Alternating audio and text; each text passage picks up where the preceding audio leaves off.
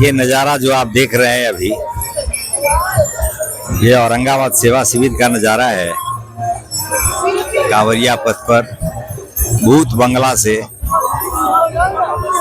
500 metre पहले औरंगाबाद सेवा शिविर नाम से ये 18 वर्षों से अपना कार्य करता आ रहा है। सेवा के क्षेत्र में काम कर रहा है।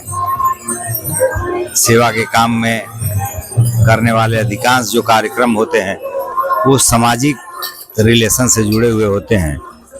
समाज से ही उनका धन संग्रह होता है और एक विशेष कार्य के रूप में, एक पीड़ित मानवता के रूप में, एक धर्मार्थ काम के रूप में ये बैजनाथ धाम जैसे जगह पर खर्च किया जाता है। 18 वर्षों से ये चल रहा है।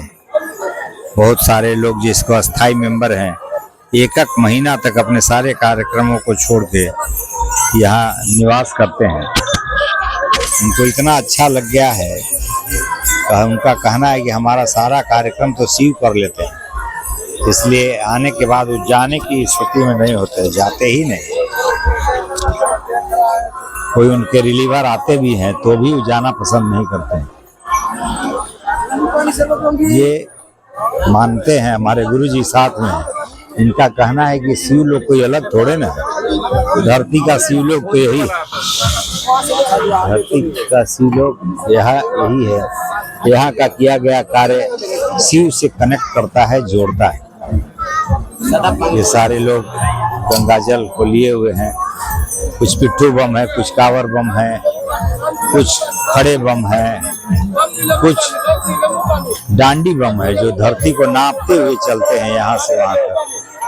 और पूरा 2-3 महीना का समय लगता है उनको, और पूरा नापते हुए चले जाते हैं। एक बार में 6 फीट 7 फीट से ज़्यादा की दूरी नहीं तय करते हैं। इस तरह से उनका यात्रा पूरा होता है। बड़ा कठिन कार्य है, आध्यात्मिक कार्य है। हालांकि गवर्नमेंट के लिए तो बहुत ही बढ़िया फायदेमंद है। उनके लिए तो यह उनके जीडीपी में बूस्ट देने का काम करता है। 2-4 लाख करोड़ रुपया का इसका ट्रांजैक्शन हो सकता है। लाखों करोड़ों लोग लाखों में खर्च करते। बहुत सारे लोग तो बहुत खर्च करते हैं, लेकिन जो गरीब से गरीब भी है 2 से 3 हज़ार रुपया खर्च करता है। और खर्च करने के दौरान जो है वो सरकार को ही इसका फायदा मिलता है। तो सरकार को तो थोड़ा सा दिक्कत होती है कि उनको सर सफाई और प्रशासनिक कार्यक्रम को मेंटेन करना पड़ता है, लेकिन आर्थिक रूप से बड़ा ही सबलता प्राप्त होता है। इन लोगों के लिए बड़ा ही फायदेमंद है। तो दोनों ही को फायदेमंद है। आम आदमी को आध्यात्मिक रूप से उनको अध्यात्म का ज्ञान बढ़ता है, उनका शारीरिक क्षमता का मापन हो जाता है, स्वस्थ हो जाते हैं। यहाँ रहने के दौरान उनके विचार में भी व्यापक परिवर्तन होता है।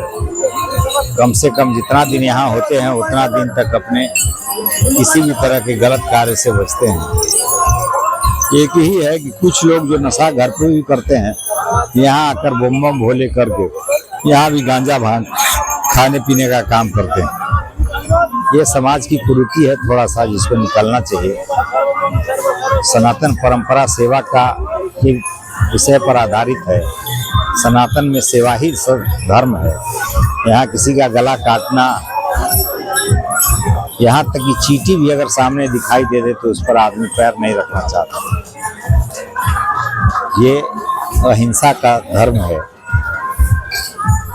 बेहद ही शुद्धता के साथ निभाने वाला धर्म है। कोई भी आदमी इस धर्म को मान सकता है, और सारे लोग प्राकृतिक रूप से तो सनातनी ही होते हैं। अलग बात है कि कालांतर में उनको